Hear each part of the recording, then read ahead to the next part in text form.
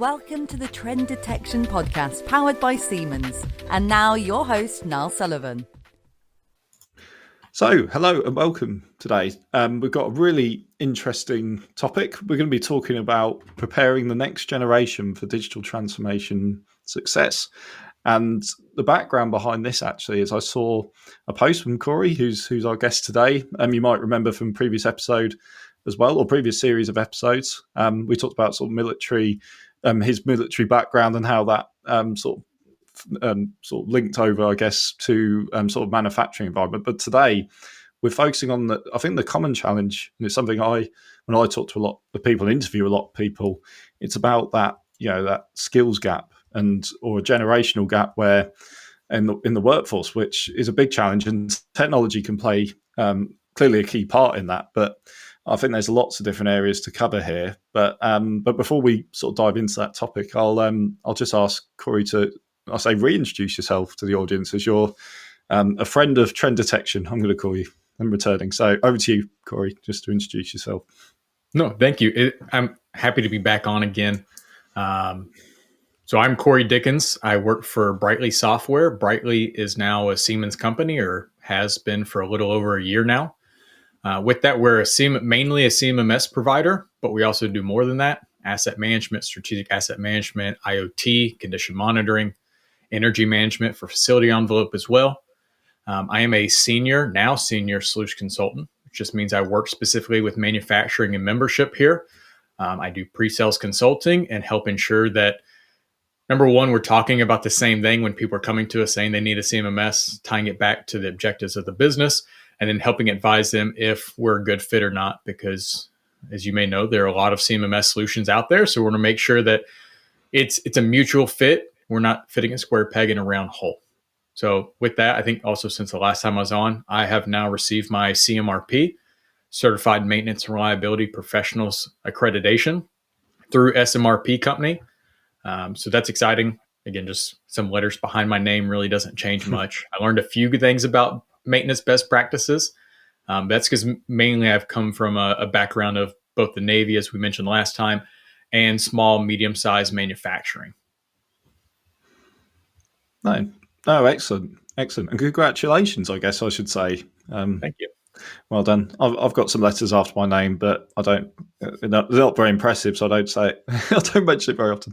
It all depends on who you're talking to.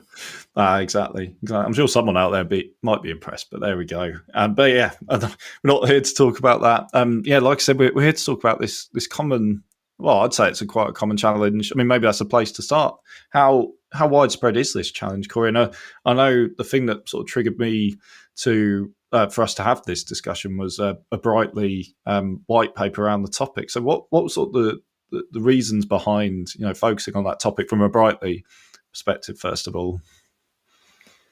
It's one of the major trends that we see. And again, it's across every industry, not just manufacturing specifically. Every industry is struggling to get the right talent with the right skills into positions and fill both traditional roles and forward-looking roles that they anticipate they're going to need.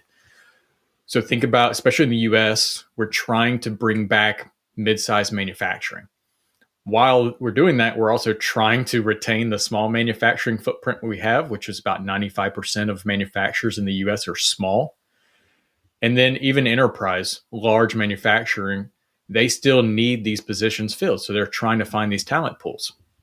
And as you commonly hear, high schools in America over the last 25, 30 years have really drawn back the blue collar type vocational activities that they offer in schools. And then trade schools just aren't as popular. Everyone was pushed more towards the white collar environment versus blue collar. So now we're having to retool and reteach ourselves and get back to the point where we're pushing and highlighting the need for these blue collar workers. And I heard it recently, we don't have a labor shortage, right? We have more people on the planet than we've ever had. We have able-bodied people that can work. We just don't have people with the right skills. So one, how do we develop those skills? How do we train them, mentor them, and keep them? But then how long-term do we approach a strategy of filling those seats from a forecasting standpoint? And I guess when you mention skills there, is that across the board from digital to more traditional skills? or is it more one than the other? Let's say. It depends, because we're still at that weird point. Again, I'm not a generational workforce expert. I don't do studies on this, but we do have multiple generations in the workforce, and we have these older generations leaving the workforce or leaving soon, and we're catching that trend early. We're detecting it, and we're trying to anticipate and get ahead, because now we realize we're behind the curve. And I talk to hundreds of manufacturers every year, especially small manufacturers, and I always ask, why are you looking to digitize your process now? Digitize or digitalize. They say, well, we lost 4 of our senior technicians last year. So they're already feeling the pain, right? But other organizations, they're trying to act proactively, and they know these things are happening, and they're trying to get ahead of it. So naturally, a CMMS or a digital supply chain or ERP, right? All these different applications out there help take the tribal knowledge in people's heads, and they help convert it into a digital process that can be standardized and refined, and it creates this knowledge base for both adoption currently, right, which is what you need your current workforce to populate and build that up with the information they know. But then you need that going forward to train new people coming in when you may have a gap of talent, right? When I came into my last manufacturing job, there was no direct turnover between the previous maintenance person and myself. There was a gap between. So I came in and just kind of had to figure things out. Now I had some expertise, people I could lean on, but I didn't have a digital knowledge base I could reference to know what we do, how often do we do it, who do we contact when we have questions, for both work orders and maintenance, also for inventory. Again, I was doing that during COVID when the supply chain fiasco was going on. So good luck, right? So I had to have all those conversations. I think that's why the white paper came out, was to give simple, actionable steps, because it may seem too daunting. People may not know where to go. There's also a lot of misinformation, right? Again, just different entities out there that are selling their services. Therefore, they try and they're just creating a market for themselves, and they're really good at it. Yeah. So the question I was going to ask, and I think it relates to, I think a lot of people will be able to identify with some those problems, but is it a small, small versus enterprise? You sort of mentioned it already as a problem across both of those, vastly different size of organisations. Is that the case? And how differing are those challenges? Are they the same challenges, or are they different in any way? I think they're very similar. They just differ by degree, right? Enterprise, it's not going to affect them as much if they're missing a few bodies here and there, right? They're large enough. They have generally they have redundancies, right? Generally you're overstaffed or you have that flexibility. Small manufacturers, it really is a team environment, and it's like playing football without 11 people on the field, right? You're down a man. It's very hard. Yeah, no, exactly. And actually, the other thing you said, it's not just someone. Yeah, it's the fact that someone leaves a business and then there's just nothing to hand over at all. I mean, where do you sort of begin to sort of pick up and build that knowledge for yourself if there's nothing to start with, the knowledge hasn't been captured, let's say? Are we talking about after someone's left, or if we? Sorry, yeah, no, after someone's left, if for whatever reason that knowledge hasn't been captured, where do you start to sort of, I guess, rebuild the knowledge, or build up that knowledge yourself? So speaking from experience here, where you start is just from ground zero. You truly have to just start with something, whether it's Excel or pen and paper. You have to start somewhere. And as you start to build it up and start to connect the dots of your inventory to your maintenance interval, to repair history, to your assets, then you start saying, okay, now I need a solution that helps automate some of this, right? Maybe now it's too much to manage through Outlook reminders to schedule this or call this person, right? So maybe I need a single source of truth for my function there. And that's when I turned to a CMMS. Like, I didn't start with a CMMS. I started with a version of a CMMS on a Word document that then turned into an Excel spreadsheet that then turned into a free version offered by a CMMS company that turned into me evaluating the market and finding the best fit for me, because I'd already grown through the first 3 months of doing it that way. And I knew I couldn't just find something to solve my challenge now. I needed something to expand and document even more processes in the future, because I knew I wasn't going to stay there forever. I didn't know when I was going to leave, but ultimately my job was to leave it better than when I showed up. I wanted a system in place so by the time I did leave, whether it was a gap or it was a direct turnover, there was a tool in place, a knowledge base, if you will, that had some of the basic information for them to at least get started and be in a better position than when I started. And it sort of leads back to what you were saying before. I mean, a reactive versus sort of proactive. I think you might have been using it in a slightly different context, but I'm going to reuse it in this context because you've obviously been very proactive in, trying to regain and build up that knowledge again. So yeah, I'm just trying to find the words actually, but it's why do, I guess, organisations fall into that trap of being sort of reactive? Is it? I'm sure they don't do it on purpose. I know, they don't think things are just going to be the same forever. Is it just sheer, they've got this workload at the moment and they're focusing on the now, which isn't a bad thing necessarily either, because everyone has to focus on the now. Is it that kind of thing? And then they sort of neglect thinking about, what if this happens? Is it as simple as that? In simple, yes. Obviously, we all know everything in life has multiple factors that are impacting it. So somehow, some way over the course of a few years, a business got to the point where they are now, which is they're so hyper focused on today and just getting through today, getting the production count right, getting orders out the door, meeting today's needs, that they're so blinded they can't focus on the next step. So it's a mindset, and we have to shift from it.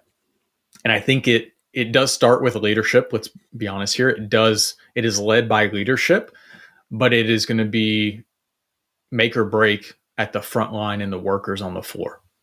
Because again, if leadership is having the foresight, but everyone that makes the work happen are so focused on today, nothing's ever going to change. So it has to be a mindset of an organization. So the leadership has to understand where they want to go, and they have to effectively communicate that. And then they have to reinforce that over time to where when your operators start having some foresight as well, that's going to lead into them catching issues when they're small, so maintenance can come in and do proactive work instead of reactive repairs. And would you say there's sort of a genuine understanding of those problems from, if we're saying that the high level and you say coming all the way from the top, do they truly understand these issues, at ground level, if you want to call it that? I don't know. It's a brilliant question that I don't know the answer to. I'd want to say it's 50-50. And again, just taking a first crack at it, there are some people who, have these advanced degrees and they understand leadership, and they have these goals and they have these aspirations of where they want to take the business, and they have all the right intentions. And then there are others who are just so consumed or may not have the understanding of how to be a proactive leader and how to build that culture. So they could just get stuck in this trap. And I think it's a mix. And again, talking about the Navy and my experience there last time, I had both of those leaders. We'd have these really good leaders that built a great culture, a proactive culture, a forward-thinking culture, and then it would immediately be replaced by someone who is just focused on controlling the here and the now and just making it through their tour. And then when they're gone, we were at a degraded state and someone had to come in and rebuild us over again. Yeah, because I think if we talk about technology deployment, I was just on an internal session just before, and we were talking about, what happens if the key champion or stakeholder leaves, or the key driver. Say there's a key driver behind, we really want to, get CMS, we want to build up our technology stack so we can capture this knowledge and be able to, with the next, as people leave and join, it's sort of a seamless process. But there's obviously big risk. Not just what we talked about before about knowledge leaving, but actually just, just the risk of the person who replaces them has a completely different vision for the business. There's nothing you can really do to control that, but I guess that is something that feasibly could happen at any point, right? It is, and that's where sometimes the organizations have to go back to the drawing board and formalize policies. Again, I know businesses technically hate doing documentation because they're bound to that documentation after it's published, but it helps guide the organization. So we're not having this rip and replace every change of leadership. I don't know, from the PDM standpoint, CMMS, there's a lot of players in the space, and it comes down to favoritism at times. So we'll have a good thing going with someone for 4 to 5 years. That champion leaves, he gets replaced, or they get replaced with someone who has experience with another system, and they come in and they just rip it out and input their new system, right? And they just, it just stops all the momentum that we had. But even thinking back to general context of implementation of a technology stack, if the champion leaves, it just kind of fizzles out and it dies and it fails to launch, right? And then the business is sour to that type of technology moving forward, which may be the apprehension of CMMSs and PDM technologies out there in the market, because they're like, we've tried it before and it didn't work, right? And we were sold a bad batch, whatever. That's when, as a true leader and champion of that, you need to start creating micro champions very early and often, because if you decide to leave, or if you get axed, or if there's an organizational change, now there are people below you that, again, they're representation of you. They understand the value. They have this vision as well, and they've taken ownership of it, and they'll carry it on. Think of any kind of military force, right? Traditionally in history, if you take out the leader, you'll cut off the head of the snake, right? And then it's just a body wiggling. They won't have direction. Well, no, because in a lot of modern militaries nowadays, it's at the lowest level leadership to employ tactics, right? You're given a general mission set, but then you are the one directing traffic. You're the one in charge. And that's what we need to create. We need to stop relying on 1 or 2 people to drive the entire charge and answer all the questions and do all the justification. You have to empower them. You have to empower the front line to take ownership for the solution. But again, that takes some work. You have to educate them and create awareness on why this is valuable. And then you need to be able to reinforce the positive behaviors. And actually, yeah, what you mentioned before, again, it relates to the event I was hosting just before our call. And it's a customer. And what it comes down to a lot of the time is how sticky, that we talk about with SaaS software solutions, is how sticky it is within an organization. And the particular customer we were referring to is incredibly sticky. So we're talking about, if one person leaves, a key person might have been involved in the sales process. If they left now, it wouldn't really have any major difference, because they've now almost, and that's what you want with a product. It's not just the technology. And I think I've talked about this with others on the podcast before, but it's about what it does, what's the business outcome, and how it fits in. It should just be a natural part of the business. So it shouldn't be just rip and replace. But if it's truly a transformational tool, which I believe, I'm quite biased, but Senseye Predictive Maintenance, this Brightly solutions probably are too. But these become part of the culture. It's technology becoming part of the culture and the way of working, and even the way of thinking of how they do maintenance, obviously in this example. But so that's the way I see it. It comes down to stickiness, because if, from our point of view, if a tool's sticky, then they're not, and the harder it is for it to be ripped out and replaced, then the better for us. But it's also, like, again, to your point, Corey, you don't want to, every time there's a change, whether it's in leadership or other key players, you don't want to rip up the whole strategy and start all over again. Or in a lot of cases, they just axe the program, right? And they go back to doing nothing, and you fall back into that state where, again, it comes back to, why did we need the change to begin with? And that's where it starts with leadership, is they need to assess the organization's need and their desire or need for change. And then that needs to become a policy, or there needs to be a plan or a strategy in place. Right? I mean, how many times do you talk to companies and they talk about their mission, vision, and value statements? Right? And does this type of technology aid you in achieving your mission today and your vision in the future? And how do we formalize that? Again, the best organizations in the world that are utilizing Brightly as an EAM component with Senseye, right? They have these strategic asset management plans. They have these policies in place in the organization that directs how they do certain things, and even how they use certain applications. So again, that's if someone did really want to come in and they had enough juice to rip and replace, they would at a minimum have to abide by certain minimum technical details that have already been documented and turned into procedure or policy. And again, I keep referring to this previous call is because it must be just on my mind from or previous event. Sorry, it's just on my mind because it's fresh. You just came off. No, exactly. But it just sort of resonates because they're such an interesting, use case because it wasn't, when they approached Senseye, it was at the time, before the acquisition, they were looking for a predictive maintenance platform, but it was actually, they weren't looking at it in isolation. It was part of a carefully constructed wider digital transformation program as well. And what we're talking about today, I have a feeling, and I've obviously spoken to them quite a few times, I have a feeling that, if someone left, I don't think that strategy would necessarily change. Maybe it's someone very, very senior left, but potentially. But it's such a, it just shows how key a focus is. And again, not with just the deployment of software and technology, but also scaling it to other areas of the business. Because without a high level horizontal, let's call it strategy, overarching, that's the word I'm looking for, strategy, you won't get the scale you're looking for, from a technology standpoint, let's say. You won't get that. I mean, especially for PDM, businesses have to do legwork before they even implement PDM of understanding, okay, what assets do we, utilize this technology for? Because what is the cost?